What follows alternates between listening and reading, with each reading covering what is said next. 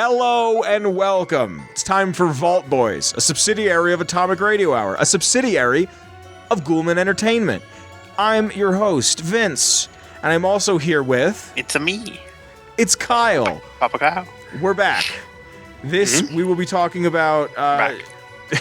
quite contrary to what YouTube and the podcast apps might be saying, we're going to be talking about episodes 5, 6, and 7. I need to update those things. Just realized a little while ago they were still not fixed. Kyle told me, totally forgot about it. Welcome. We will be talking, like I said, episode 5, 6, 7, and we're going to be spoiling them.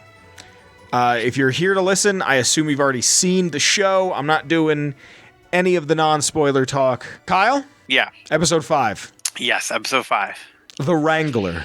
I did what I did before, so I took little notes. Okay. For each thing, boom, boom, boom. Talk to me. So we start out with Lucy and Cooper, and on the strip facing 3 death claws. Yeah. How did you feel about this? That it just kind of throws you into the action and then immediately throws you out of the action. Well, I like that. It's like, oh shit, there's 3 of them, and as Follow fan, you're like, oh shit, I'm dead immediately. Yeah. Well, I mean, I think it depends on the game, but a New Vegas Deathclaw, I'm very scared. I know. Do you? Do you have a fun Deathclaw story? Yeah, I've seen you with a certain ranger. But they escape to Freeside. We see him escape to Freeside. Talk about that Vault 21 is a management vault, and that he found other management vaults throughout the wasteland. So, at the risk of sounding ignorant, is a management vault a control vault? Maybe. That's the thing that I've never quite understood.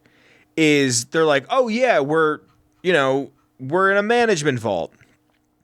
Do you think that the vault that Hank is in is 21? Do you think he's in a vault? I think he's under 21. I think that's why that's why 21 was concreted. Yeah, concreted. Then we see they're in Freeside, and Cooper gives her caps so she can get a dick doll. Yeah, which is really cool. Yeah, I don't use drugs in Fallout games, so I don't know what a dick doll ever do. Okay, so ever did so. I don't have it unboxed yet. I just looked over at the Fallout shelf next to me, and at one point in time, I had it on the shelf. I don't know where it is. It used to be called Fixer, and then in Fallout 4, it became a dick doll, and the dick doll looks like Jet. So a dick doll. I remember getting addicted to things in Fallout 3, especially when I didn't know how to play it when I was like 12, because I would go in and just go into my medicine, my aid, and just take everything. Because I didn't understand how RPGs worked at 12. So I remember being addicted to Psycho, and I remember and I've never really, once I understood how drugs worked in that game, I never used them. I never liked them as a mechanic. The only thing I'd ever keep on me that was like a drug, a chem, was beer. Because if you had a beer on you, you could carry stuff. It would give you plus 10 points in strength. So I'd usually become over encumbered, and then I'd have that, and then I'd have enough to leave. It would take 1 pound away, so I'd really have like 11 more pounds so I could fast travel home.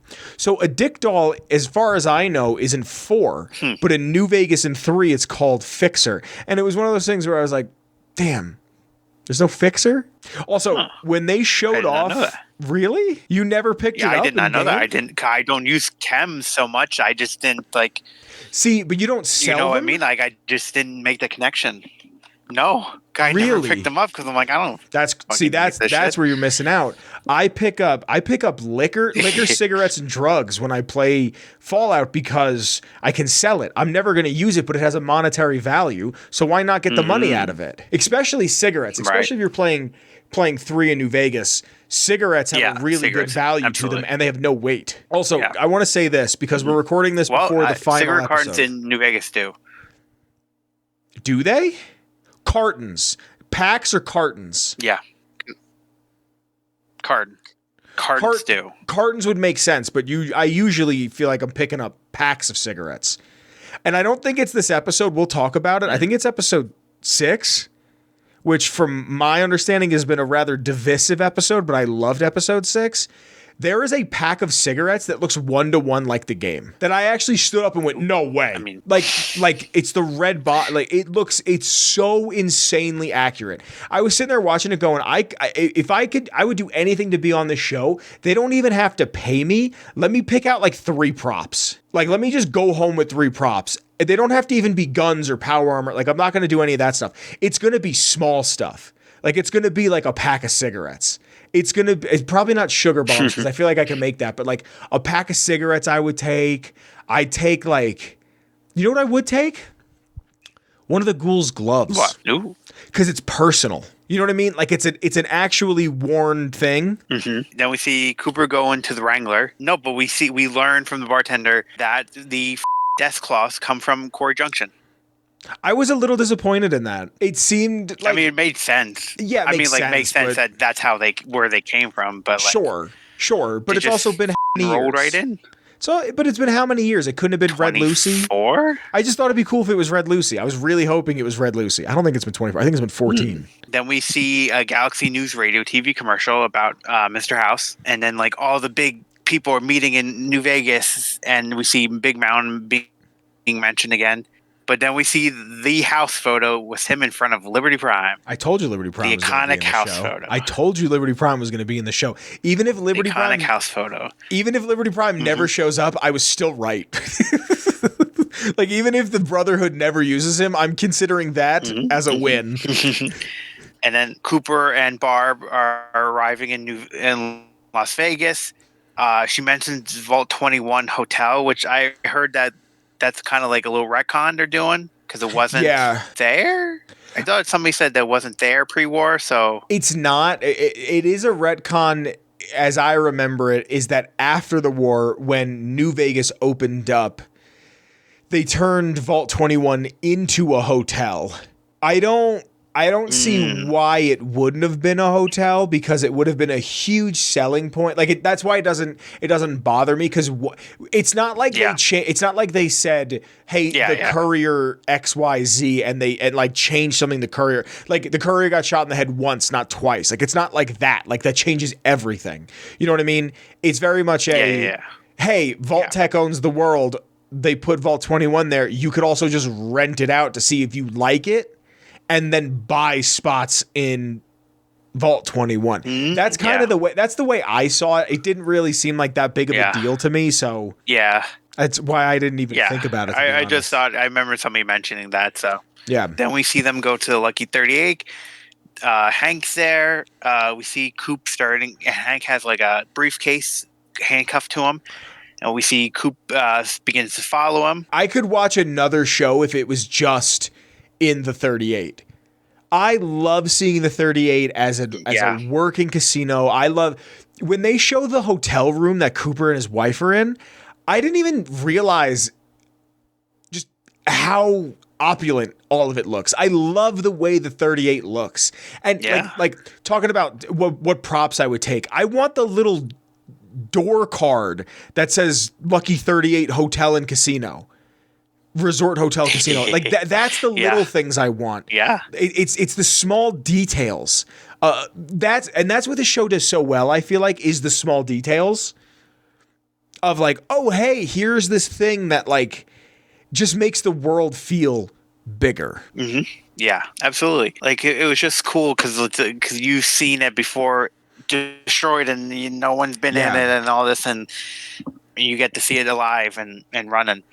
Yeah, big fan. And then we get to see Mr. House show up and tell Cooper that House wants to meet with him, and he's all confused. And so he goes with him, and then we get to see the Snaggle Man next. I want to talk about Cooper Howard goes into that room in the control room in the penthouse room to talk to House. I saw a lot of discourse online that was like, Mr. House would never act like this. Have you ever? Oh yeah, I saw that too. Have you ever seen where if you tell him I'm not giving you the chip? Yeah. Yeah. If you don't, like, people were like, oh, he wouldn't act like this. If you don't give him the chip, he goes, By the time I was 30 years old, I was a billionaire 30 times over. I founded and ran a vast economic empire. Do you really think I'm going to let an upstart come into my home and ransom my property to me? I spent 2 centuries searching for the platinum chip. It's my invention, my property, mine! Now be a good courier and deliver it! this man is not calculated. This man is mania confined. This man, he is. Mm-hmm. I think this show has made me realize.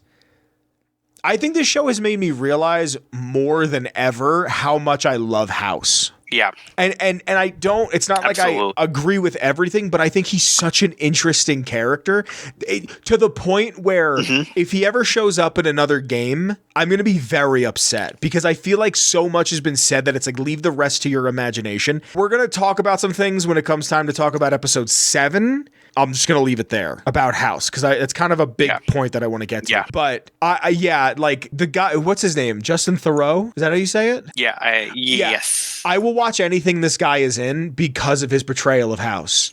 He's playing House exactly the way I think anybody else would be too afraid to play House because he's playing him with like an air of whimsy to him. You know what I mean? Like he's playing him very much with like this, I don't know how to explain it. Like it's very debonair. Like it's just, I really like the way they're portraying House because it's, you know, also the House we see has been sitting in a cryo chamber for 200 years. And when we see the think you see tank, a computer version of him. Yeah, and when you see the think tank that's been sitting in brains and jars for how long, they're not the same people. So how much of him is now like, now I have to lock in, like now I have to focus. I very much like this portrayal of House. Please continue. I'm sorry. We see the snake oil salesman. He's heading to New Vegas, which this is my favorite part. Like I loved it. I love he's like, and he's just on his way, and it cuts to Rod Roach just fucking trying to eat him, and he's just stabbing it, and it's just so that got me. That was so funny. We see him talking to a Protectron, and if you have your subtitles on, which I usually do. Do you really? The Protectron says its name out. I have to watch stuff with subtitles. You gave me shit for watching stuff with subtitles. When was this? We reviewed either a movie or something. I think we reviewed a movie, and I was like, yeah, I watch it with subtitles. You watch it with subtitles? You're like, I don't watch it with subtitles. I'm watching the movie, not reading a book. That's not exactly what you said, but it was the affectation in which you said it. You gave me a lot of shit for using subtitles. I don't remember this, and I regret it. Kyle? I am an old man now that I need to read. Welcome to the club, buddy. Movies. How your knees feel? They hurt. Yeah, he's talking to Fisto. I know. Yeah. Did you expect to see Fisto? I wasn't expecting to see Fisto. One of the only. But it just fit perfectly with this guy. Do you? So let me ask you this: do you think all Protectrons just have the ability to become Fistos, or do you think he's like? That's like the Fisto. That's the Garrett. So that's what I want to know. So where is that spot where they meet in relation to the Atomic Wrangler?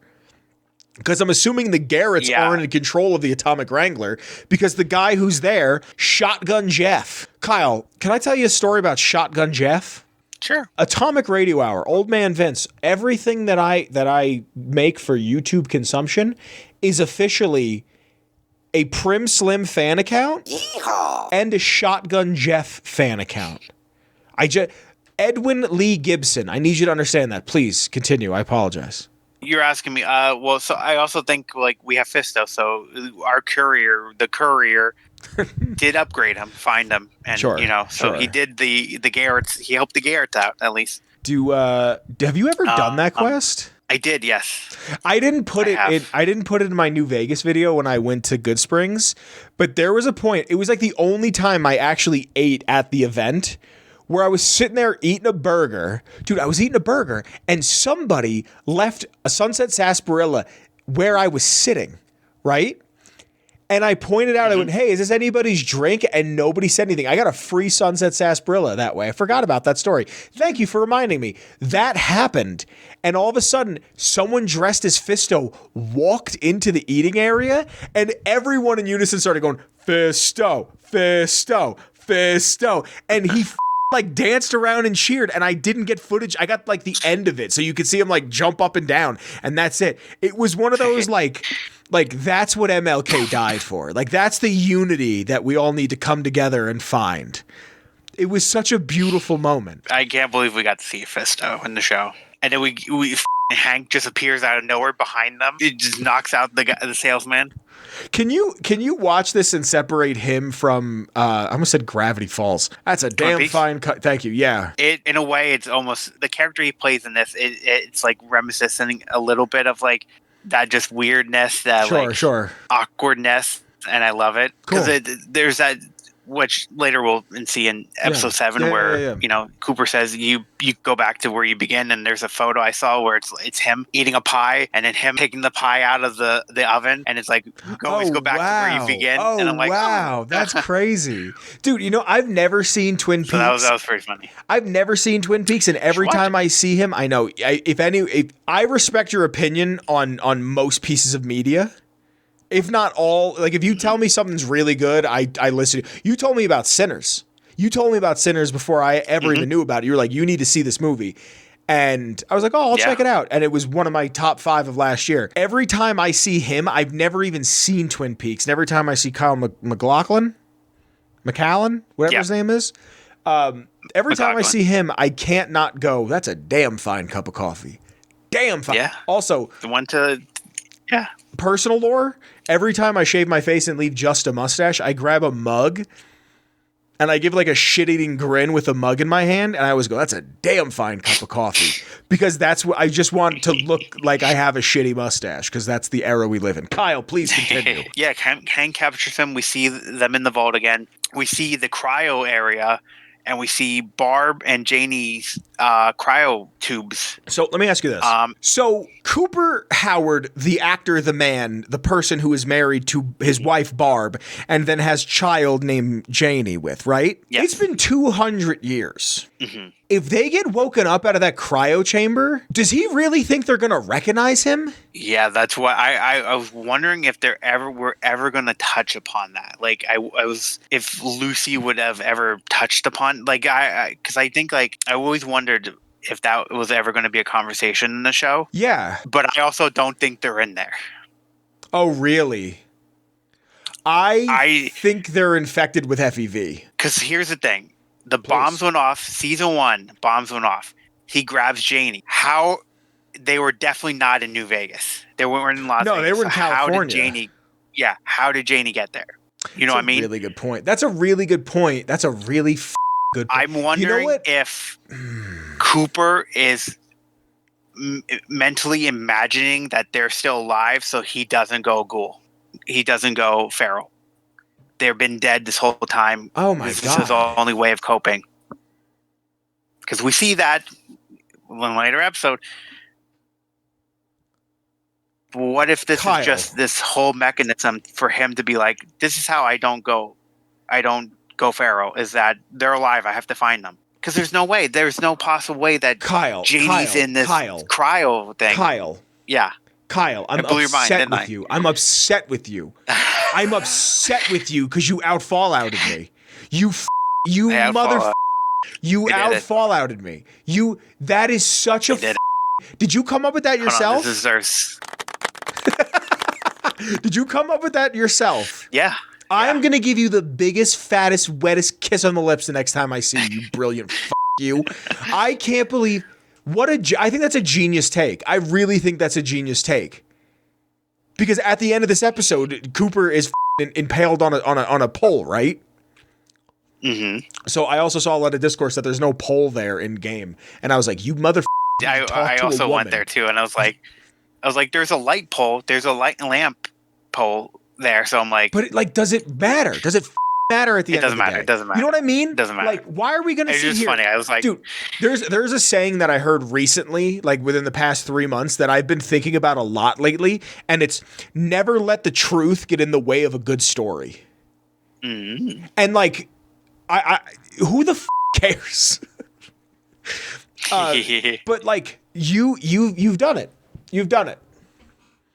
Atomic Radio Hour, now hosted by special guest Kyle. What the? I'm actually upset like with it you. would make sense. No, it would. It would make thinking perfect about sense. Hank begins to experiment on the salesman, and it works. It successfully works. We see Norm. We go head back to Norm and the other Vault Dwellers. They arrive at a Vault-Tec building. When they're in the building, they hear like something behind like the elevator doors, and one of the Vault-Tec guys, Vault Dwellers, grabs a fan, classic Fallout fan, to use as a weapon. Yeah, I might grab a fan. And then we see. Like grab if I a could fan. grab props, You gotta get grab a Fallout fan. I might. You gotta get Fallout. I might. Sorry, I want something For the branded screws? though. For the screws, yeah, for the screws alone and the screws. aluminum. Then we see the old ladies from season 1. I loved that. I didn't think we were going to get to see Ma June at all. I have a feeling she is going to become the chicken salesman. Do you call him the chicken salesman? I just call him the snake oil guy. Yeah. Did you know like most of the fandom calls him the chicken Yeah. because he chickens balls deep in some foul. But we have them talking to Norm about his sister and stuff like that, and how they think she's dead. And Norm's like, no, she's not dead. He's like, you don't know my sister. Can I be honest about Lucy for like a second? Yeah. I might have said this last episode. I don't remember. Every time I see fan art of her, they need to make her eyes like 20% bigger. They're big. They were episode 7. Were they? The end scene, yeah. I can't wait to get there because the song they choose is know. perfect for that episode. Sorry, go on. A little shout out. We see a Dean Domino poster. I've been loving seeing the posters and all the ancillary stuff in the background. I don't want to be the guy who's like, oh, the thing I recognize, but like the thing I recognize. Yeah. I was like, yeah, there he is. But Lucy sneaks into a shop, stealing some supplies. She steals a power fist. Yeah, what happened to that fucking power fist now that I think about it? I guess by the end of the episode, whatever, that makes sense. All right. Yeah, I think it's up there. Yeah. And then the shop owner, she kills him. She kills the shop owner. She did. And then a lady comes in, and a random NPC, and asks who she is, and she goes, I don't know. So she's having like a little moral dilemma. I think I want to talk. I want to talk about things, but we're not in the next episode yet. We're not in the because like where do you think Lucy's story goes? Like genuinely, where do you think Lucy's story is going to head? I don't know. Because I think that's the thing. I don't know where we're going. Because if you remember in the first season, she's like, I think she says it in this season. She says to the ghoul, I'm nothing like you. And even in the first season, the supermarket episode, one of my favorite episodes of season 1, in the supermarket episode, she's like, I might look like you one day, but I'm never going to be like you. Which, if that's foreshadowing for her becoming a ghoul, yeah, let's go. But I wouldn't be surprised. She's the head of a civilization. And we'll talk about that more come episode 7. But please continue. But we go back to House and Cooper pre-war. And yeah, we get a lot of stuff with this. We get a lot that how Cooper's and House's destiny are intertwined, he says. And House was there with him in Alaska because he took over West. He loaned West Tech some stuff, and he was able to see through the armor, and he saw the Death Claw, and he's how the Death Claw, the devil in the snow, is connected. Really? I didn't pick up on this. Yeah, he says. Does he say this directly? I don't think he says like it's like no, but he says he saw it through the armor. He says that directly. He saw. Really? He was there with them. He knew. He's seen it with them through the armor. Okay. And how the devil in the snow is connected to his wife and these people who are gonna do stuff. And he's trying to acquire cold fusion to stay alive. I forget what the word is, but pretty much like AI. Yeah. He wants it like something like that.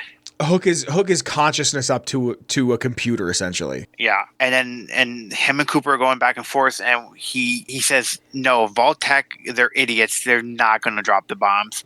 Your wife, on the other hand, not sure yet, but there's somebody else pulling the strings." Yeah. So he says to Cooper that he runs all these calculations and all these different things, and the date that keeps coming up is April 14th, 2065. How did you react to that?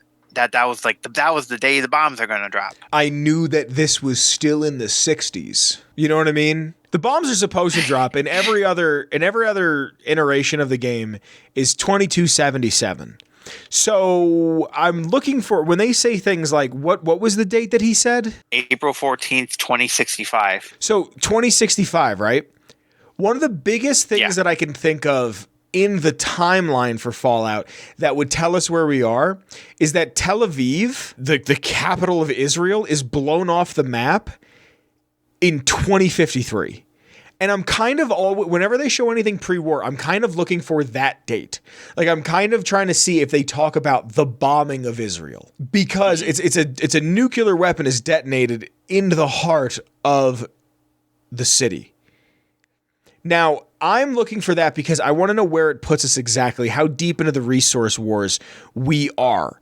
Because there's even a point where somebody says 25 years of resource wars. The resource wars start in 2052 and then end October 23rd, 2077 with the Great War, the bombing. That's when the bombs fell. I'm actually looking at, I'm on fallout.fandom.com, the Wikipedia, if you will. And right now I'm looking at the resource wars. And the first blurb right here says the resource wars is an umbrella term referring to over 25 years of conflicts from war between the European Commonwealths and the Middle East in 2052 to the Sino-American War and the Great War, October 23rd, 2077. Some of the conflicts included the annexation of Canada by the United States and the Chinese invasion of Anchorage, Alaska. So when you get to see Canada in a future episode, this is somewhere between 52 and 77. And Cooper is talking to people, and the woman who he's speaking to, who says this could put an end to the 25 years of resource wars, doesn't make much sense to me, because House goes, hey, 2063 or 64? 65. 65, excuse me. So that means this has already been going on, these resource wars. So if it's 65, we got another 12 years before the world ends. Mm-hmm. So how old is Janie when the bombs went off? I'm very confused about this, because the first episode, I'm pretty sure, says October 23. Actually, Kyle, did you know the entire show is on YouTube right now? The whole first season? Oh, is it? Yeah, they put the whole first season on Amazon, or on YouTube. Okay, pause. Okay, so all of season 1 of Fallout is on YouTube right now for free. Kyle and I are debating for the recap, for those, like, I didn't just edit all this shit out. Kyle and I are debating whether or not the bombs actually drop in 2277. This says 219 years later, which brings you to 2296. Also, we haven't, I correct me if I'm wrong, this entire season, Kyle, we haven't seen Janie. I don't think we've seen their daughter once. So if this is still, what do you say? Oh, well, 60? no, we did. When? We did. In the car when they're heading to You're right. Bakersfield. Yeah, what point in time is that? Are they divorced at that point? I was very much under the impression they were divorced at that point. No, I think that was like he learned all that information and he was like, we got to go somewhere. So what? Okay, so are all the flashbacks? Quentin Tarantino ruined storytelling for everybody, because now everybody has to tell their story out of order. So does that mean all of that shit happens? Because that's what doesn't make sense to me. He doesn't like Hank McClane when they go to Vegas, right? Mm-hmm. But does he meet Hank McClane for the first time when he says, hey, Cooper, I'm a really big fan? So is that closer to the bombs dropping? Because if so, Janie would be like nearing 20. I think the only I think all the pre-war stuff has been in chronological order except for the first scene with the bombs dropping. Yeah, because that's what I've been getting. I don't think they've been time skipping in the pre-war stuff. I think it's other than the Anchorage. So sure, but the end of season 1 is that Hank McClane meets Cooper Howard for the first time, and then Cooper Howard goes to Vegas and sees Hank McClane there. Yeah. So at that point in time, Janie seems to be as old as she was at the birthday party. This is the only discrepancy I have with writing, because you can't tell me what'd you say, 14th? April 14th, yeah. April 14th, 2065, Janie looks like she's 9, and then... But she looks like she's 9 when the bombs dropped. I don't know. I'm looking on Google. It says when the Great War begins, she is 12 years old. So maybe it could be potentially that. So hold on, let me look at the. Dude, this has to be all out of order. This has to be all out of order. I think it's out of order. It says in the wiki she was born April 14th, 2065. Okay. So the Bakersfield stuff is probably out of order, where he's driving her. It has to be. But also, I think that she must have just been born. I think it's also just trying to play into, this has to be when she's first born. I think it's trying to play into the fear and how, if this is what they're going to go for, the fear and how everything has been kind of the same for 25 years, the level of fear of, oh my God, we're going to get nuked into oblivion. Which at that point, kind of bad parenting on Coop and Barb. You know the world is on the brink of annihilation and you have a kid? We have that, and then House says that the moment the day jumped forward in months was when Cooper came to Vegas with his wife. And that's when he's like, I know you're a part of this, I just don't know how. Yep.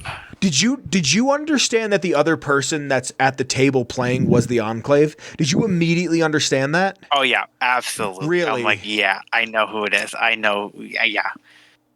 Yep.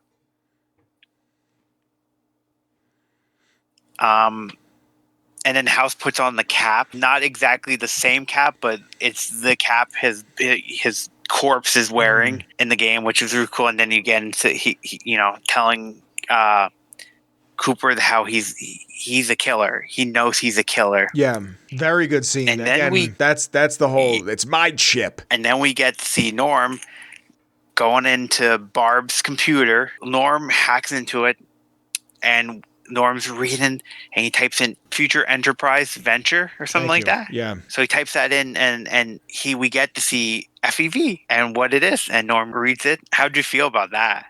Felt dumb. I felt stupid and dumb because I didn't put together Future Enterprise Ventures. Even in the subtitles, they had periods between each of the words. Really? Yeah, I'm pretty sure. I was like, I think so. I didn't pick up on that. Like, I'm the motherfucker who told you to put on the subtitles, and I didn't even pick up on it.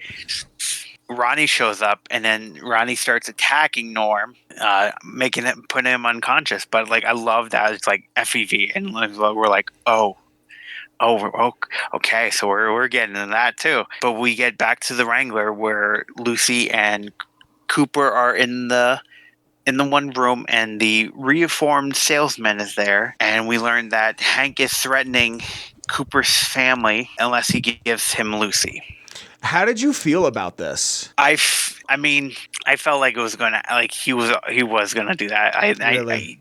Did he know where they were? But like being like, I have to. That's my family. Like, sorry, like I know he struggled with deciding to. Yeah. You can tell. Yeah. But like he's been looking for his family for so long that I remember walking away from this episode and being upset.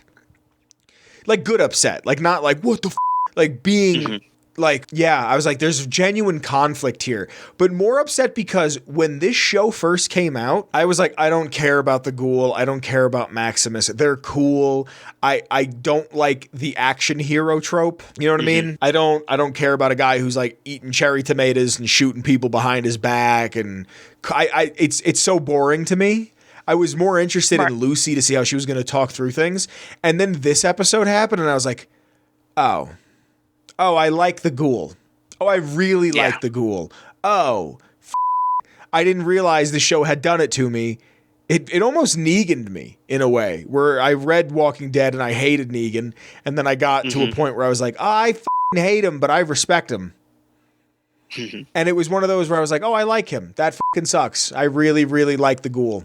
And he's a troubled character. Great. I fell for the propaganda. Fantastic. Right. Then we see Cooper Tranker. He stands by the window, and Lucy gets up. I saw like theories that she was still under a dick doll. Yeah. So like it didn't take effect right away, the trank, but she pulls out that power fist and freaking pushes him out the window, and we see Cooper land on a freaking get pierced right through his stomach on this pole. Kyle, that's not actually there in game, Kyle. Actually, I don't know what a woman's hands feel like around my hands on a cold winter's day. Are my nuggets ready? Sorry. How did you? I will be completely honest with you. I really hoped they were going to kill him off. Even though I just said, I thought about that too. Even though I just said, I think there's a beautiful, not irony, but a beautiful, just like he got so far and screwed over Lucy. Here you go. Now you're dead. Like I was really hoping they were going to kill him. Then the next episode got spoiled for me really early on, and I figured out that it wasn't. I mean, I knew it wasn't going to happen, but I really was hoping that he stood dead. Right. Yeah. I was like, ooh. Yeah. And then we see Coop telling Barb they need to talk, and then we get back to Hank finding Lucy and taking her, and that was episode 5. What do you give episode 5 out of 10? Episode 5 out of 10, I'm going to give it 9 out of 10 dick dolls. Was the Brotherhood in this at all? No. That's why it's a good episode. I want to give this one like 8.835 light posts that aren't there in game but are in the show through my tummy out of 10. Nice. Yes. I heard through the grapevine. I heard pray tell. You don't care much for episode 6. Not as much. Really? Do you hate episode 6 as much as I hate episode 2? I think with episode 6, I don't think I was really into the whole Lucy Hank stuff as much. Really? Yeah, I don't. I think that was like, okay, I see the dilemma you're having, and like it was just. I think for me it was just a little bit too long. Playing on all that. That's so because it's like, yeah, we'll get into it. This was a highlight episode for me. This was. I mean, there's a lot of good parts I like. It's just like I think the Lucy and Hank stuff to me was just like, okay. Really? See, that's what's so interesting to me, because so much. I think this show works a lot better when it slows down. And I really like what they're doing, but I think I was saying this to you. I've said this before to a lot of people. Season 2 feels like it's just setting up season 3. And when this show goes a little slower and doesn't go, put him here, put them there, put them this way, put this over here, bring this over here, do this like this. And like, it feels like you're setting up a chessboard very much this season. And I feel like next season, I wouldn't be surprised next season takes place like over a week and not like this bang, bang, bang, bang, bang, where it's like, hey, there's 10. I hope they do more episodes. That's the thing. Like, I hope they don't go from 8 episodes to 24 episodes. I hope they go from like 8 episodes to 10. And each episode is like a day's worth of time. And it doesn't have to be like, this is them waking up and this is them going to bed. But like, you know, this is Monday. This is Tuesday. You know what I mean? Like, go through the whole... episode 6 I loved episode 6. I thought episode 6 was fantastic. I remember I have a friend at work who we make sure to take our breaks at the same time so we talk about the show, because the only people I have to talk about the show that have Fallout knowledge is you and this guy. So I remember he was like, hey, it's a week episode. And I was like, what? And then I watched it because he watched it in the morning. I went home and watched it that night. And then I remember getting home being like, that's a great, sorry. Tell us about the episode, Kyle. Yeah. So we see at the beginning, we see Cooper is stuck on the pole and he's going feral. Can I go on. Yeah, sorry. Go for it. No, you're the ghoul expert. But we see him becoming feral and trying to like remind himself who he is and all that. What? I'm the ghoul expert. What? Just made me. You are the ghoul expert. You said it like yeah. Go yourself. It was funny. I laughed. Sorry, go on. He's trying to not go feral. Which is interesting how quick it Well, just, Kyle, can take over. He's 220 years old. He's probably 260 years old. If I'm thinking he had a kid when he was, let's say, 25, 10 years later, the back nine of 30, I'm thinking that he's about to be 40. He's almost 300 years old. I wouldn't be surprised he needs those things twice a day. Also, I love that him as a father thinking about his daughter got him off the pole. For a lot of young women, their father is the reason they get on the pole. We see Lucy and Hank in the vault. And Yeah. we see that Hank has captured a lot of people and have turned them into nice little office workers. Yes. Very mind controlled.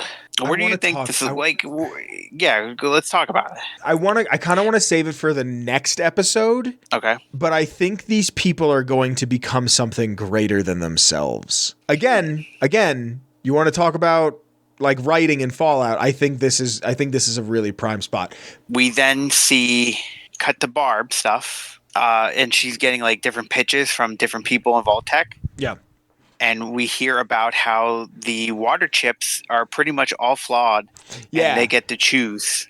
I love that. It was silly. Mm-hmm. I love this. I love this little plot line about the water chips because if you've never played the older Fallouts, you're like, oh, cool. The water chips are broken. This is an evil company. And then if you've played the older Fallouts, you're like, oh my God, oh my God, oh my God, oh my God, oh my God, oh my God. Yeah. Also, Vault City has 1,000 of them. Yeah, didn't a shipment of water chips go to the wrong vault? Vault City was supposed to get 2 Geks, but they got 2 Geks. They got a Gek, and then they got Vault 13's water chips. Water chips. So 13, Which were I all don't think faulty. ever had. Yeah, not all of them, but Vault City used them. And then we see House, who is bargaining the mind control for Cold Fusion. And Barb's like, oh, what do you need for it? He's like, it's above your pay grade. But Hank's in the back, and he gets very excited about this mind control. That pack of cigarettes that vault. House has right there. Pack cigarettes. That's the pack. I couldn't believe how much I could see it in the Gamora. I was blown away by how watching. Do you know what they're calling Fake House? Bobby Apartment, which I think they officially said that was actually his name. Yeah. So funny. It's so funny. Yeah, Bobby Apartment's pack of cigarettes. I was like, I want these. I want to smoke. Kyle, watching Bobby Apartment smoke cigarettes makes me want to smoke cigarettes. Go back to the vault, and we see Hank surrendering to Lucy, and he was worried that the wasteland changed her. He's a little freak. He's got those cuffs on. He's a little freak. Then we see that Hank shows a tied-up Legion soldier and an NCR soldier, which we've seen before. Yeah. Which, for anybody, I showed you this. I sent you this. For anybody who's seen Napoleon Dynamite, it's actually the guy who throws the football. That is the bald NCR soldier. Dude, I kept watching. I remember rewatching this episode after you had sent me that, and I was like, there's no way this is Uncle Rico. He doesn't look a beard really is makeup for a man, but I was like, he doesn't even remotely look like he did in Thing. And we see that Hank unties them, and they just begin to pummel each other. So Hank can prove a point to Lucy. And then they get mind controlled, both of them. I really wish season 1 would have shown them as a family a little bit more. Because I want to know if Hank was actually a good dad. Right. I want to know what his parental styles were. I wish that there was maybe not an episode, but a quarter of an episode that just showed and I hate flashbacks, but flashbacks of Lucy with her mom, Lucy with her dad, mom's gone with the dad. Dad seems like a good guy. But we see that the products of inbreeding support group. We see Reg, and he gets down on the piano. We see the frame rate change. And he starts playing Uranium Fever. Yeah. And they're all dancing and eating the food. And then we realize that he's just trying to play Mary Had a Little Lamb, and everybody's not.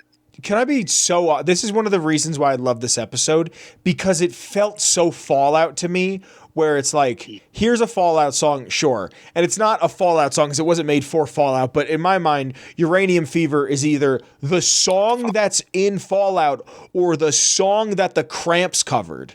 Like that's what that song is to me, and I think most people, at least the being in Fallout part. I this is a reason why I love it. Here's this irreverent bullshit that didn't need to happen in this episode. And that's that, like, dude, you remember the you door? Do you remember finding the you door in Fallout 3? Mm-hmm. I remember when I found the you door, I laughed my ass off. I remember our friend Lou.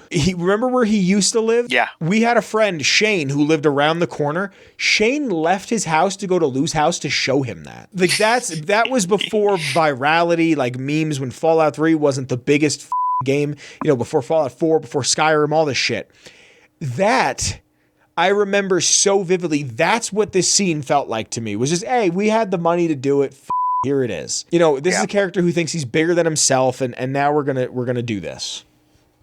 I really like this scene. I did too. And then Betty comes with the guards, and they shut down the group. But he fights her. And like tries to like overrule her. And it's I like that. But like I think also this season too, like you're starting to see, because I think like season 1 we're like, yeah, we don't like Betty. Yeah, and now this season I'm like, I fucks with Betty. Yeah, Betty's our hero. Betty's our hero. Yeah. I like Betty. I believe it's this episode where Betty looks at Steph and is like, no one is coming to help us. Yeah. Vault-Tec lied. No one's here. Gone. Yeah, like nothing is going to happen. Everyone is dead. That's why I never thought Vault-Tec actually dropped the bombs. Yeah. No one is here. Nobody's gonna help us. It is just us right now. I like Betty a lot. I love Betty. I do too. Then we learned that Chet and Steph are getting married, and he did not know this. Yes, that's healthy. It's very healthy. Mm-hmm. We get cut. Oh, we cut back to Cooper, who is still on the pole. It's nighttime, and he's starting to like slip in and out of memories. I think if I remember correctly, I think they cut a scene, or they were trying to shoot a scene where they were going to have like a Janie, like a hallucination, I believe. Really? If I read somewhere, I didn't read that. I remember reading something about that. It was supposed to happen or something. So I knew that the super mutant was going to show up. It was spoiled for me because I woke. Yeah, I woke up and I just saw screenshots of it. And I remember just sitting there going, I'm not unemployed. I have a job that I have to go to. I can't stay up till midnight when it was being released at midnight. I can't stay up till midnight to watch these. I can't. And I'm too terminally online to not go on Twitter when I wake up. Sorry. That's the world I live in. And I really, for a second, thought of like where they are. They're in Freeside. East Side's this way. Okay, this is where that is. I really thought for a second that could have been Mean Son of a Bitch. Because I didn't know if he was going to say anything, but I could hear the footsteps of him walking up, and I went, oh my God, this is Mean Son of a Bitch. That's an actual super mutant who's not far, and then you hear him talk 2 minutes later, and it's like, Mean Son of a Bitch had his tongue cut out of his head. Well, before we get to that, because I think that's going to be our main talking point, the Wilsig stuff happens. Yes. Where Wilsig shows up. So we know that Wilsig, the scientist from season 1, threatens Barb and her family, and pretty much says that, like the people, hey, I just had to say this, like they're threatening me too. So it's like, oh, okay. So, we know where he's from. So who's, threatening her and him? Yeah. So it kind of connects that. We then see Cooper is being dragged to like a church of some kind, and we get this figure talking to him, and he says you need to get healed. So he puts a big piece of uranium right inside Cooper's stomach to heal him up, saying that they need to band together, his kind, war's coming, and he wants him on his side to fight their common enemy, the Enclave. Who do you think this is? Do you think this is an unnamed super mutant? Because I don't think it's Marcus. I don't think it's Marcus. I think it's an unnamed super mutant. Okay. I think this is either setting up for next season or what's to come. You're going to tell me a full war with characters we have yet to meet is going to happen in the final episode. I was going to say either it's setting up for this next season or it's setting up for a future game. I see. Like it's setting up events that it's gonna like Yeah. either gonna be in it or we're gonna hear about it. Sure. I mean, that's what Todd literally said. Yeah, but we get to see Supermoon, aka Ron Perlman. Wasn't that awesome? That was so cool. You know to what? Have him. You know what excited me more about that than it being Ron Perlman and getting to see a super mutant? What? He had a Fallout 3 in New Vegas super sledge. He didn't have a Fallout 4 one. He didn't have like the little piston with the rocket on the back. That made me more excited. No, he had a super sledge? He had a Fallout 3 super sledge. It might have been a club, but to me it looked like a Fallout 3 super sledge, which now that I think about it, I should try to make that as a prop. That'd be fun to make. Sure. Cooper says that he's gone through this alone and he wants to save his family and the Supermoon says you're going to need friends and Cooper does cry. I don't know if you noticed this. There's a tear coming out of his eye. Yeah, I saw that. Yeah. Supermoon says, "Well, you can't know where we're going or any of us," and he knocks Cooper out. And then we later see that our good little dog meat Wolf has Maximus and Thaddeus. They lead him to like this shed. And there's Cooperland, and that's where we end episode 6. What would you rate episode 6 out of 10, my friend? I'm going to rate it a 7 out of 10 uraniums in a ghoul's chest. I really like this one. I really want to give this one a solid 8. A solid 8 products of inbreeding support groups out of 10.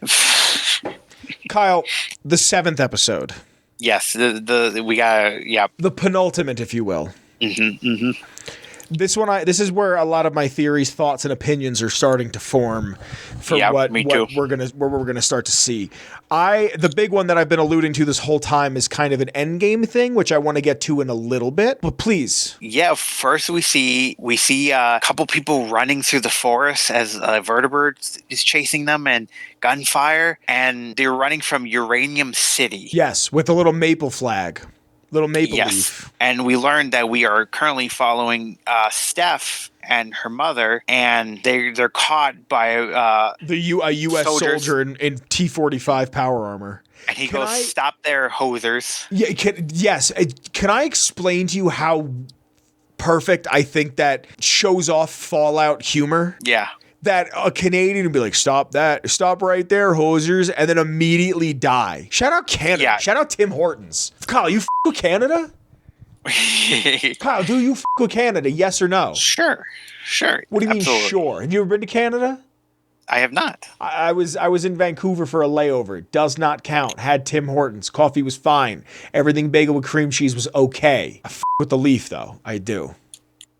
Drake. Drake. Say it, Kyle. Say it. Oh, Drake. There we go. All right. We can keep it moving. We see that mom's injured and is going to die. And she says, "I raised you Catholic, but forget about that." Yeah. And that God will forgive you if you have to kill and you have to climb the tallest tree, the tallest branch, and cling on to it. And we see Steph murder just a man for his beans. You never murdered a man for his beans? Come on.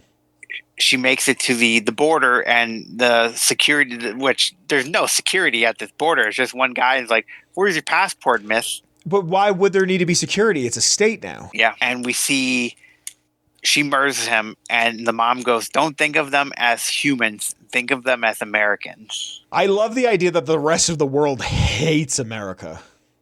Yeah. So like I saw a theory that like Uranium City is pretty much like their concentration camp. They're there mining uranium for America. Mm-hmm. That they have all these people just stuck there and like prisoners, and it's like I wouldn't be surprised. They put Chinese Americans in camps, so why wouldn't they put anybody? Like, you know what I mean? Like, why stop there? When the government comes for one group, they're just going to come for the next group that's vulnerable next. Like, why wouldn't they? I wouldn't be surprised if it's like, hey, you want your citizenship, even though you're now technically a part of this country, go work in the mines for 2 years.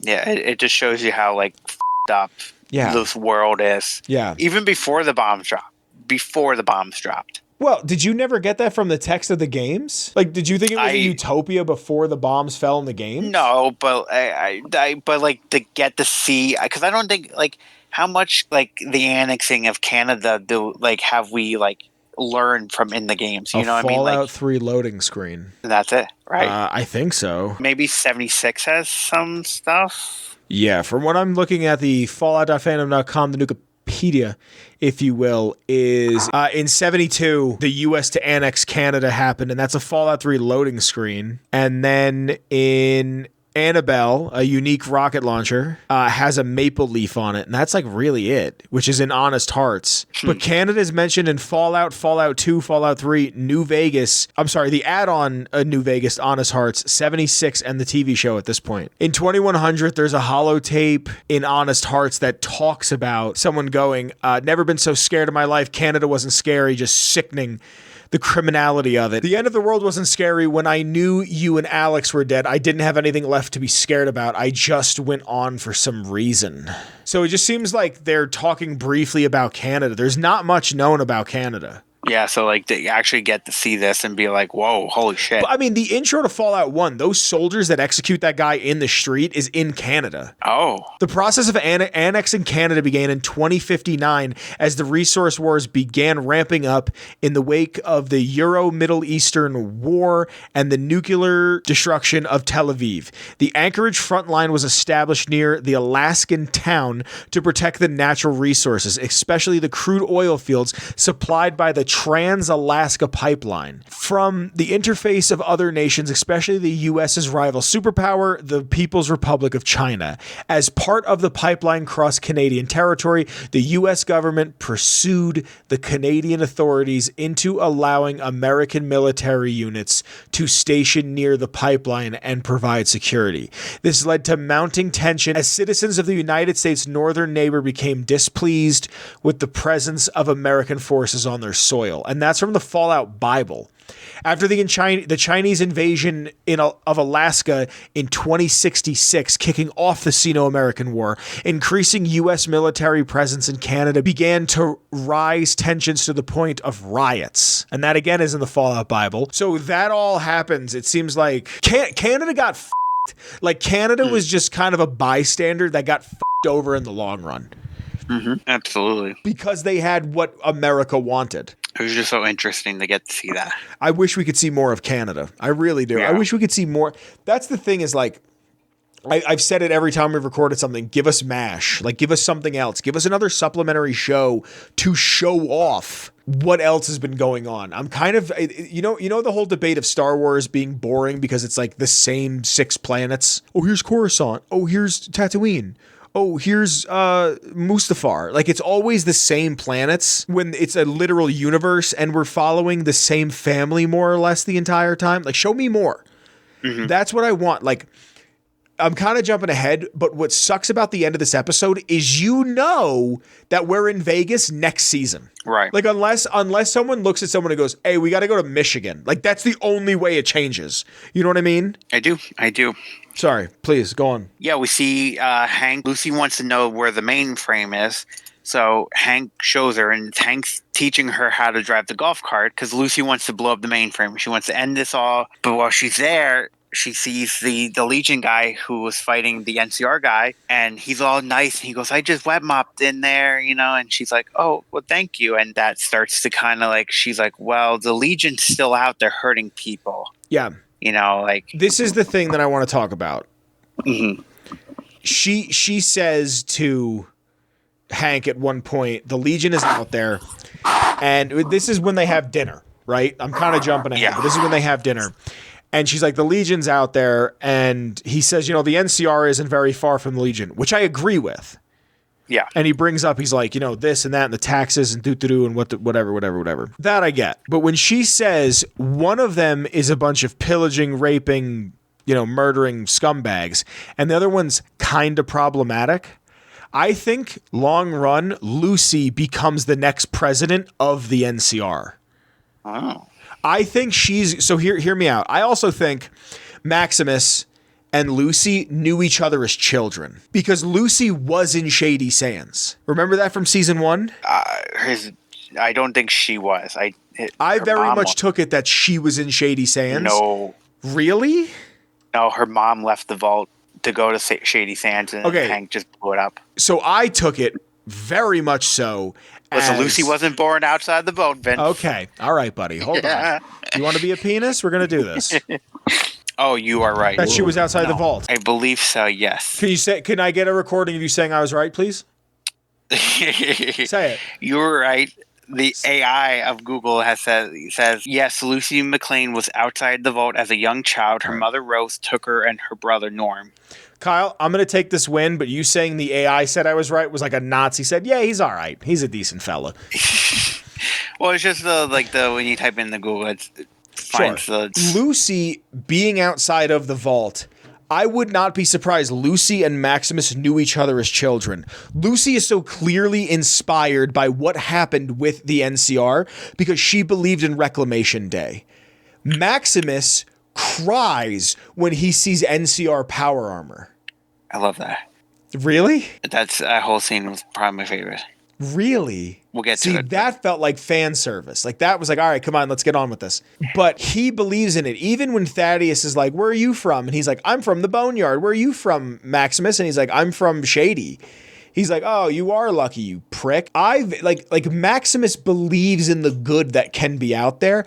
I would not be surprised that Lucy is controlling of the new California Republic or the Great California Republic or whatever it's about to become. Probably stick with just the new California Republic and just keep moving with what it is. I also wouldn't be surprised whatever like new Shady Sands is, all of the people with the devices on their backs, the back of their necks, become the police for that. Mm-hmm.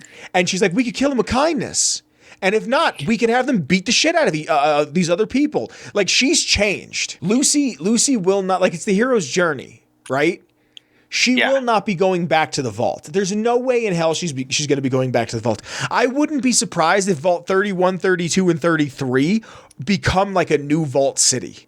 And here is the actual chance, because what I was talking about last episode, we are destined to repeat our own sins. You inherit the sins of your father. This is what we're going to get to see. We're going to get to see these people come together and form new versions of civilization. And who knows, maybe the three vaults will get like the Vipers, the Jackals, and the Khans like we do in Fallout 1. Maybe not. Maybe we'll just get the new California Republic or whatever they're going to call it. I really think Lucy is going to be the head of a civilization to the point where I don't think anything is going to happen to Hank. I think she's going to allow Hank to just become a part of the society. Because in her eyes, everybody, like, Lucy is supposed to be the retribution. She's supposed to be the person she's supposed to be an idealized idea of what good is, right? Right. She's not supposed to, she doesn't like killing. She only kills when she has to. She did it because she was on drugs. She wasn't in her own state. As far as she knows, she kills the ghoul. I don't really think she cares whether or not she killed the ghoul. She killed the kings because they were just ghouls. Like, she slowly lost a bit of her. I also wouldn't be surprised she becomes a ghoul herself. And I also wouldn't be surprised if her and Maximus end up at the end and like he's like in charge of the new Brotherhood of Steel or something that is just there, like a branch of the Brotherhood of Steel that is patrolling Shady or New Shady or whatever it's about to be. I really think she's about to become the next big I think she's supposed to become like Tandy. Like, I think she's going to be a second Tandy. Personal opinion.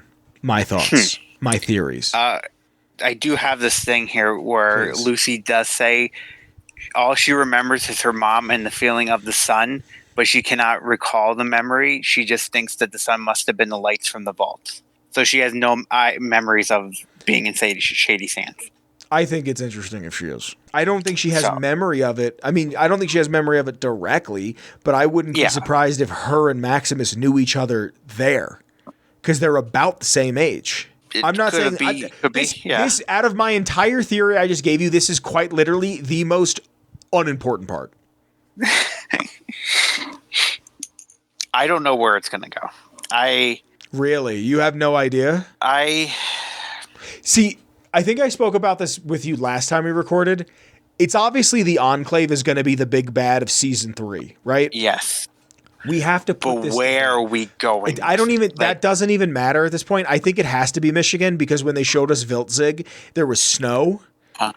So I'm thinking it's either going to be Wyoming, Montana, Michigan, someplace, north Midwest.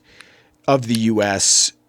Maybe even, like it would make sense if it was Michigan. That's the border of Canada. I was thinking about moving to Michigan for a while, and I was looking up places. It's like an 8-hour drive from back home. It's like one of those things. I could do it in a day. It sucked dick, but I could do it. I was looking up apartments and I was looking up different places like renting versus buying. And my backyard would have been Canada. Like it was Lake Ontario was my backyard. You know what I mean? So it's right there. It's always cold. Yeah. I think it's interesting for Lucy to be like, I've never seen snow before. Oh my God, I'm fucking freezing. I also like that's the thing. Whatever the big bad is of the next season, if it's going to be Brotherhood and Enclave again, put it to sleep. Put it to bed. I gotta see either of them ever show up ever again. You know what I mean? Like, yeah, like this is a big thing. I talked about it last time. People bitch and moan, say Todd Howard this and Todd Howard that, and they have no understanding about how a project is actually done. Prime and Bethesda are two very different companies. Look how much new life this has breathed into the series. Yeah, and I mean, ultimately, I like Todd Howard's games that he's directed. I like Fallout. I love Fallout. Fallout 3 is my favorite game of all time. I like Skyrim. Starfield is interesting. I didn't play a ton of it, but it's interesting. Oblivion is not for me, but I get it. Like ultimately, I like games. I haven't played Indiana Jones, but that's also because I'm not 75, so I don't think Indiana Jones is interesting. But I ultimately like the games that Todd Howard has been a part of. But it's one of those like, how long can you write a character for? Like, what's your favorite show, Kyle? My favorite show? Yeah. You put me on the spot. Sorry. My favorite show. God, you did put me on the spot. Like you could watch it day or night. Like if you're sick, if you're healthy, like you could watch it on Christmas. You could watch it on Thanksgiving. You could watch it on your birthday. Like you could put on a show and just be like, I'm cool. This is great. I actually went blank. I'm like, if you say I'm right a couple more times, you might remember. Actually, like you put me on the spot, my brain melted. I'm like, what? Like a movie, just like something like a piece of fiction, a piece of art that you really enjoy. I really like. Out of my favorite movies, like I could watch The Lord of the Rings all the time. Really? Yeah. So like, I think what makes The Lord of the Rings so special is that those 3 movies were filmed all at the same time. Peter Jackson had so much to say and said so much with it and then left it alone. Even though it's like 3 hours, 4 hours, 5 hours for each movie, especially because if you're going to watch anything, you watch the director's cut. Don't be an idiot. Yeah. The 12 hours it takes to watch The Lord of the Rings is enough. People regard that as the best trilogy ever. So it's one of those things of like, imagine if he was like, hey, here's this. Also, here's a 4th movie. That's all the stuff that we couldn't fit in. And then here's a 5th movie for even more stuff we couldn't fit in. And then here's an animated series on top. And it's like, stop. Like, I love The Simpsons. Even the new stuff. Like, I haven't been watching it or anything, but I have, well past what's considered the good seasons on DVD. And it's one of those where I could watch The Simpsons any episode, anywhere, at any time. And what makes The Simpsons special in my eyes is that it had different showrunners, it had different writers, it has different eras. Those different eras, even though they're not the fan favorites, I appreciate for different reasons. Oh, I like this because it has this joke. Oh, it has this, which is that. Maybe these seasons were a bit of a dud, but then the writers changed. Enough new life has been breathed into the Fallout series because of the show, because it isn't solely based on the direction of one person. It isn't solely based on the writing of one person. And these games aren't. That's not a thing that I want. A video game is not made by one person. I need to make that abundantly clear. A video game is never made by just one person, but the person who's calling the shots takes the blame. Yeah. Like if your boss at work comes to you and says, you have to do this differently, you're like, F you, you're a dick. But there's somebody probably above him who's telling him to do that. I feel like this has entered such a renaissance of Fallout where there's a new life, there's a new fan base, there's new ideas. I was really afraid Fallout 5 was going to be, you're in New York, here's the Brotherhood. That's like Kyle, I wake up in a cold sweat thinking about that.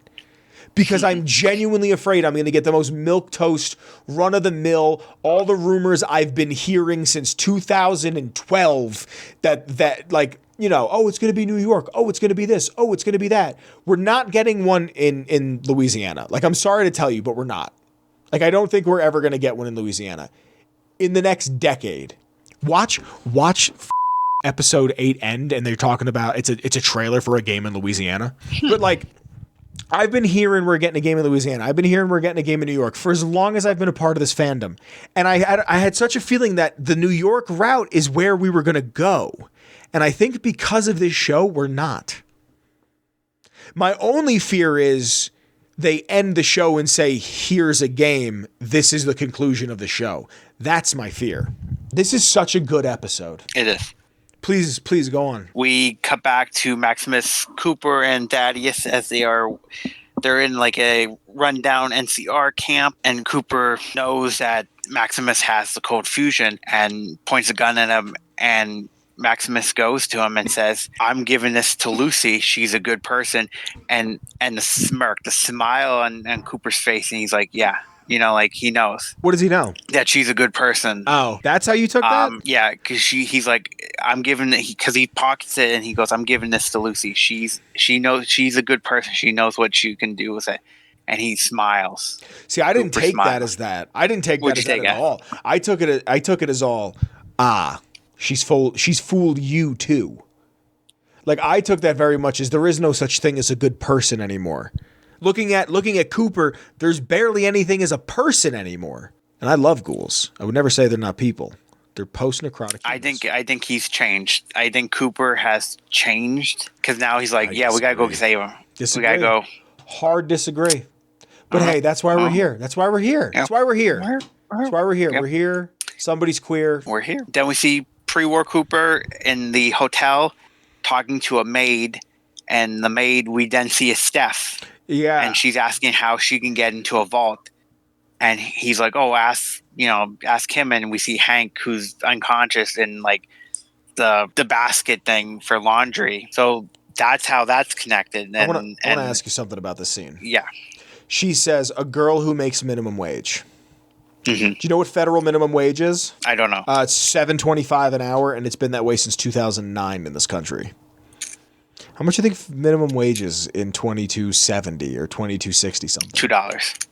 Well, it's not going to go down. Oh. I mean, the Fallout universe is that evil. I could see it going down. I bet you it's $15. Because I remember when I was, in high school, about to get out of high school, hearing about the fight for 15 of people being like, we need $15 an hour to survive minimum wage. Like, that's just it. That's just what we need. And now $15 an hour is like starting to become the minimum wage for a lot of states. And you need about 35 to survive now. If you want to play the anti-capitalism game, which I'm always down to play, if you took a look at the 50s when the baby boomers started buying up all their houses, they could have had a part-time job and bought a house. For that to be available to every American citizen right now, minimum wage would have to be like $60 an hour. We live in a system. Please continue. So we then see Cooper going to the Wrangler, pre-war Wrangler, and he is meeting with. Is she a secretary? She's a congresswoman. Congresswoman. Okay, that's I couldn't think of. So this actor, I want to talk about her, Martha Kelly, real quick. Mm-hmm. Was this her first role? I don't know. She gives such a flat performance. I have no idea. This is one of the only bad parts of this episode. I was so taken out of this episode because she talks like I felt like she had the script in front of her. Maybe that's how she is, like this, how the congresswoman is, because that's how he's like, you got to sell it better. Maybe. And then she's like, well, you sell it pretty good. He tells her that he knows how cold fusion is transported and that the resource wars. And he asks, what would you do with it? And she goes, I'll give it to the people, the cold fusion. And then she goes, well, the president's going to be in town. I can have a meeting with you. And well, what was your reaction to be like, oh, I want to know who he was because I don't know what year this is. And even when I was rewatching the beginning of episode 1 of season 1, they talk about how the president has gone missing. So I want to know what point in time this is that the president is there. Also, that president is Clancy Brown, who's the voice of Mr. Krabs. Mr. Krabs, who's also a voice in Fallout 1, I believe. Kyle, you want me to put on my English teacher hat? Yeah. You want me? Okay, you said it. I'll do it.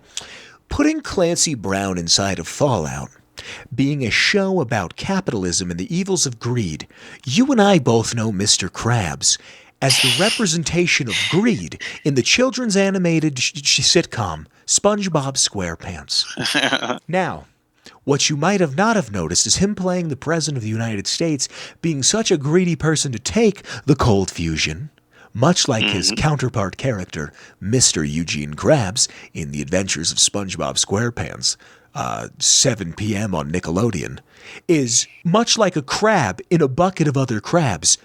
Congresswoman Diane Welsh is trying to get somewhere in life. And as Mr. Krabs the president, is trying to get out of the bucket, here comes another crab to pull him right back in, to make him even more evil than he once was. I love that Mr. Krabs is the president. I really hope we find out what his name is. I really hope we find out more about him. Also, dog, it's Mr. Krabs. I actually went, he showed up and I went, Mr. Krabs? and then no one talked about it on Twitter. I didn't see anybody say anything about it on Twitter. Upset. I kept seeing like they're like, oh, they got somebody else that voiced the character in the OG Fallouts. Dude, there was a meme I saw that Amazon posted that was like Cooper me Coop with a picture of him, and I was like, what the whatever. Go on. Sorry. So I think when did they say the president was missing? What episode? Like in season 1?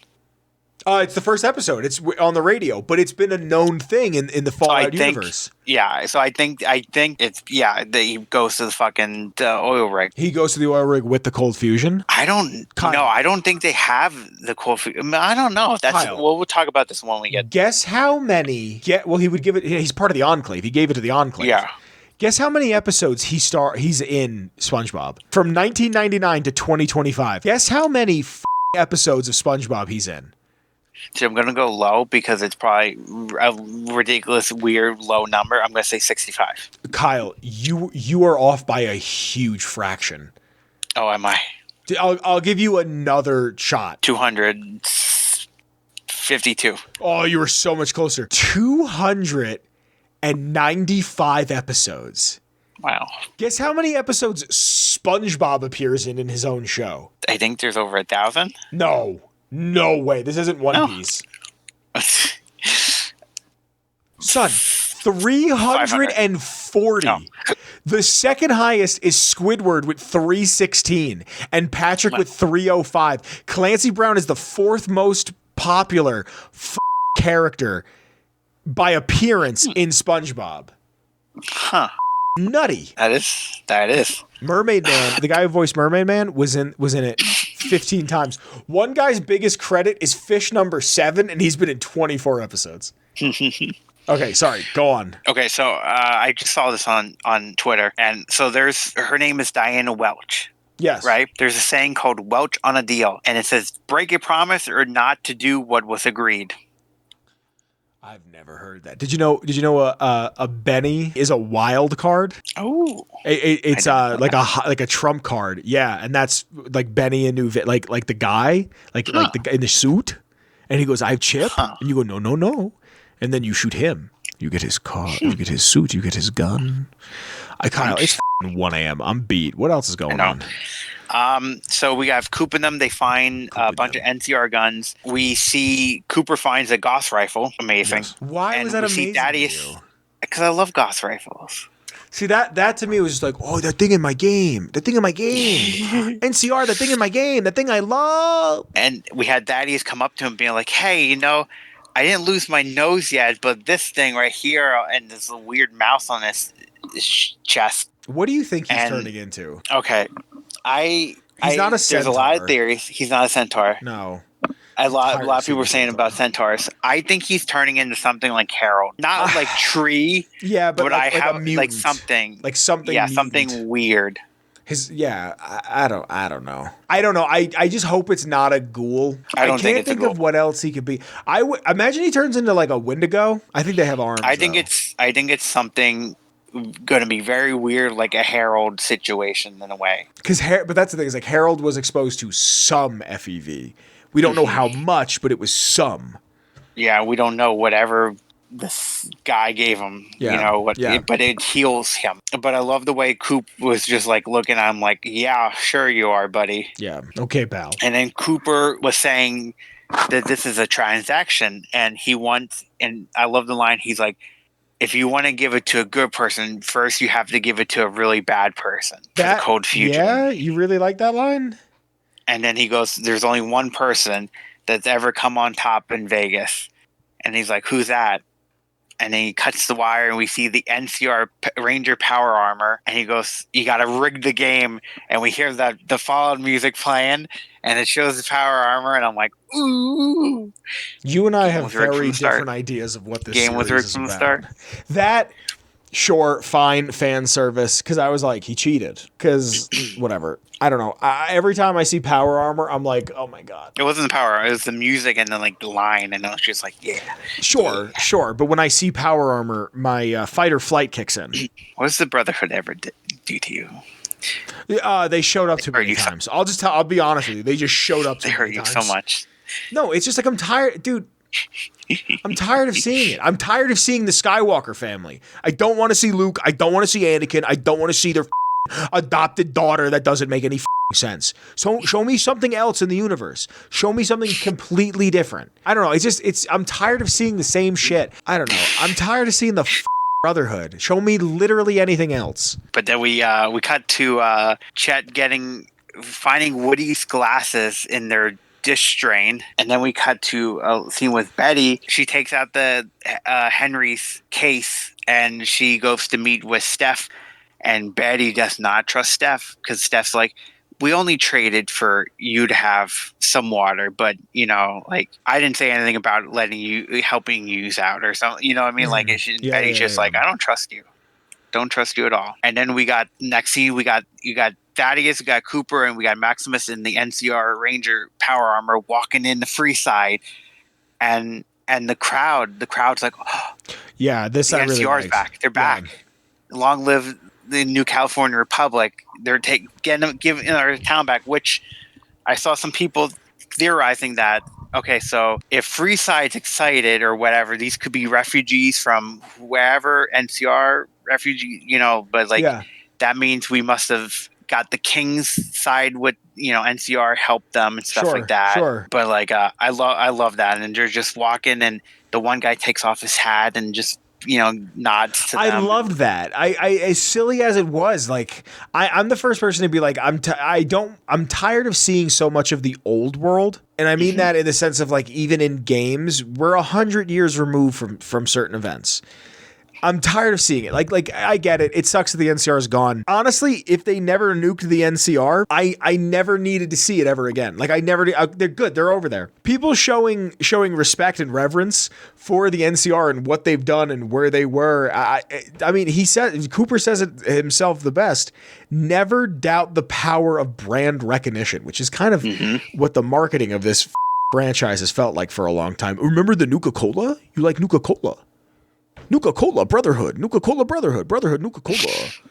So like, I get it, but we always go back to where you began. Yeah, and it's me bitching online about Fallout. And Maximus says that and just hands him Cold Fusion. This was before the scene, and it's like, yeah, Maximus began, in Shady Sand. She was always told to, be a good person. Yeah, and then he sees that young kid looking at him, and like just how he saw the Brotherhood, and Maximus, is like, I get love it. That. I mean, yes, very good scene. Great scene. And then Thaddeus' arms falls off. Yes. He's like, Sniper, get up there, and it just falls off. And I love how they both looked at each other, even though he's in a suit, like even though he's in power armor. He's just like, your arm just fell off, man. And then we get back to the vault. We see Lucy in a yellow dress, and her and Hank are having dinner. And the NCR guy comes up, and she goes, do you remember the NCR, right? You helped them. You helped me. And it's just like, is there any recognition in his face? And Lucy's coming to like terms like, he's a monster. Like, he's wiping their memories and what they did. Yeah.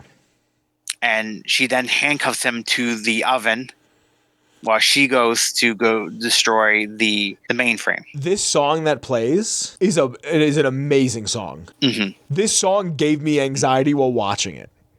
Mm-hmm. I loved it. I don't know what this song is. I don't know what language it's in. I loved it. I watched the scene of them like going back and forth between Cooper or the ghoul and Lucy, and I was like, oh my God, this is like, sans this being my favorite franchise ever, this is art. Yeah, I loved it. Yeah. And at the same time, Norm's trying to Get in radio contact them with her. and just picking up into the vault. So it's like, I love that. And then we get into Maximus fighting the Deathclaw, which we learned that Deathclaws are cannibals. Yeah, I thought that was really dope. Yeah, I just love that. It's just like feral instincts. They just, I need food. I'm just going to kill you. Yeah, yeah. There was a meme I saw. I should have sent it to you. I don't know why I didn't. I might have. It's Maximus fighting Deathclaw's lore accurate, and when the Deathclaw knocks him out of Freeside or out of the strip onto Freeside, it went into a loading screen. Yes, I saw that. I sent you that. Did you? I sent you that. Either you sent it to me or I said I remember seeing it. I sent you that. Yeah. We went to the loading screen and then went. Do I love that? I love the Deathclaw fight, Yeah. and then Cooper gave Maximus the hat nod of approval, tip of approval. Yeah. I'd like to say thank you. Also, I saw something then on Twitter that I didn't really realize. Him shooting at that Deathclaw and being scared very much implies that he has not seen a Deathclaw that close to him or coming at him since he was in Alaska. Yeah. And that fear has stood with him for such a long time.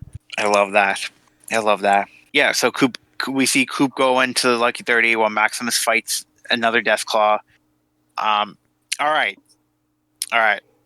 Okay. We getting serious in this bitch one time? We're getting serious. All right, let's hear it. I believe Yes Man ending happened. Yeah, no, Yes Man happened. So here's the thing. We were talking about this at work. Yes Man ending happened. Mm-hmm. What happens to the courier? Like, he obviously doesn't die after Fortification Hill. I want to believe, personally, that he goes to the New Divide. Really? Yes. I feel like Yes Man happens, control for a little bit, he leaves. Courier's gone. And then everything falls to shit. Falls to shit. NCR, I think NCR would have been okay if Shady Sands didn't get nuked. I think once that happens, NCR went to shit. The Legion started going to shit. Then Civil War with the Legion, and then all that, and then Strip just went to shit. That's why all the Freeside people were like, "Long live the NCR! They're back. Take us!" Like cheering, like holy shit. Can I be honest with you? Yeah. Why would the courier leave Vegas? If independent Vegas is the way it goes, because that's obviously Yes Man. Dude, that happened with Yes Man? Like, I also wouldn't be surprised, because when we see Cooper put the Cold Fusion into the 38, I wouldn't be surprised if Yes Man was the backup AI, like, coded into it, and then once he was dead, he just went into that.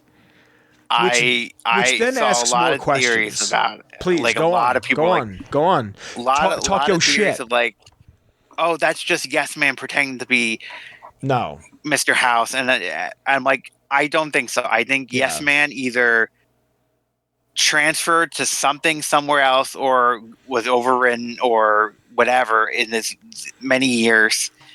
That this is the AI house that he wanted to. I think Mr. House is dead. His body's dead. This is AI house that he wanted this whole time with the Cold Fusion to live forever. But, like, I have questions about Courier, what that means. The house always wins. No. Doesn't like, matter. What does that mean? Like, are you alive technically? I think he's alive technically as this consciousness. In a way, what is a consciousness? Like, that's the only thing. I mean, I honestly, this is such a moot point to argue. I just need another episode of information. I think he's a computer. We're dealing with house computer program. Sure. I want to believe that everything went to shit because, what's this? I have to go to this area, and I think Curry went to New Divide. Okay. I mean, I think like something happened, or maybe he's stuck at. that's what I thought. I think he got bored running Vegas and went to Big Mountain. Oh, Big Mountain! You were on Big Mountain. I think so. Sierra Madre. I think he went to Big Mountain because Sierra Madre is not a challenge for him. Like, that's the thing I don't like about the Courier versus the other protagonists. I was talking to somebody about it, and they're like, yeah, he's just an insane person. He's just a guy who got domed in the head twice. That's true. But, like, I hate that because I never once thought of myself when I played New Vegas as, the person I'm playing is literally insane. I've never once thought that. I don't like that idea. I don't think that's a good way to base a game around. I also don't like Lonesome Road for similar reasons, the way it, like, implies these things that you did and did not do. I don't like that shit, especially in my RPG. The Sierra Madre, he goes there and he beats the shit out of everybody. I think he goes to the think tank and they remove a piece of his brain and he's a lobotomite. I mean, I wouldn't be surprised if everything after the think tank is an illusion because he had his brain removed. That whole DLC is wacky ass. You talk to your brain. There's a toaster that speaks to you. What? Did the War of Hoover Dam happened? Do we think it happened? First one did. Because the one in 2277 happened. I don't know if a second one did. Because if it did, no, it has to. For maybe not, because I'm going to say it has to if Yes Man's uploaded, but that's not at all the case. No, because I'm saying like what if it did happen, right? What if we died at the battle? Yes Man was left to run Vegas and didn't know how to fucking do it. And the legate just decapitates him. Caesar died because Caesar died because his brain tumor. NCR failed because Shady Sands nuked, so they had no reinforcement. They had nothing. It fell apart. This is fun to mentally masturbate, but I think it's one of those things where it's just give me another episode. It also doesn't matter because in the end, the house won. But did he? He wanted what he wanted. He got to live. I don't know. I don't know if that's saying the house won. Like, I know what you're saying, but I don't know if I agree with that. Like, it's gonna be one of those the house won, but at what cost type shit. Like, that's what's gonna wind up happening. I think because he wanted this from the start. He told Cooper, like, I want Cold Fusion to upload my I want to live forever in that way. And I think that's what he just finally got. In the end, it all didn't matter because the house always won. See, this isn't like one of my few problems with this season so far. We're going to see so little of House next episode. We're going to see so little of certain things that we want to see. Like, we're going to see the Super Mutant again. If we don't see the Super Mutant again, I'm going to be wildly surprised. Like, I remember watching this episode when it came out on Tuesday and going, I have to now wait another week's worth of time to find out what was in Hank's keepsafe box. You know what I mean? Like, That's the only problem with this show. This is the problem that I have with a lot of like the fandom around the show too, is that people are immediately like, this happened. This has to be what happened. It has to be a Yes Man ending. Because I immediately was like, oh, cool, we got a Yes Man ending. But it's like, just wait for all 8 episodes. Like, I get it. That's the fun of it. Like, it's the suspense. I didn't get into Breaking Bad till it was almost over, but that last season of watching Breaking Bad was very much like what do you think is going to happen? What do you think is going to happen? But also, things need time to develop. They need time to breathe. We're given an hour a week for 2 months. Give me a minute. I don't know. I'm sorry. I'm not trying to sound negative. I'm not trying to shit on your opinion. It's just one of those things of like, where are we going after this? Does it really matter ultimately? Like, does it really matter if we ever find out if a second Battle of Hoover Dam ever really happened? Like, does that actually matter? And I'm not trying to Sure. And it's fun to mentally masturbate. I'm not saying it's not, but it's one of those things of like, what's happening? What's going on? Like, I wish. What's up? So that's for us to find out. I kind of wish I never had played New Vegas to not get all the little stuff. Because if I didn't know about Yes Man and the body being there, like, there's fun stuff when you see the Hoover Dam snow globe there. Mm-hmm. That's fun. Cute. But when it's stuff like, you know, you have to know this to know that, I'm just kind of like I think the patrolling the Mojave thing is, when the guy says it when he walks into Shady, is so well done, right? Mm-hmm. Because if you're a fan of the series, you'll know why that was being said, especially if they're only able to repeat small sentences. That was a guy who could have been an old NCR soldier. It's also a meme, much like the arrow to the knee meme. And then here it is for just someone who's like watching the show like, oh my God, what the f***? Like, why? What would even make you say that? This and that. Let me go call my nephew who plays these games. It's like, I think that's done really well as like a fan servicey thing. Kyle, is there anything else about this episode you want to talk about? Lucy enters into the mainframe and we see the head of the congresswoman hooked up. Yeah. There was a thing I saw that someone was saying that Cooper goes, you know, you're a really good person. You're just really naive. I think she genuinely believed the president was going to help her. You know what? I thought about that too. Yeah. Like, does she actually know that she's actually, you know what I mean? Like, I'm thinking that too. I don't think she knows. No. And then she just gets screwed over. Mr. Krabs, I would trust him if I saw him too. Mm-hmm. Sponge boy me, Bob.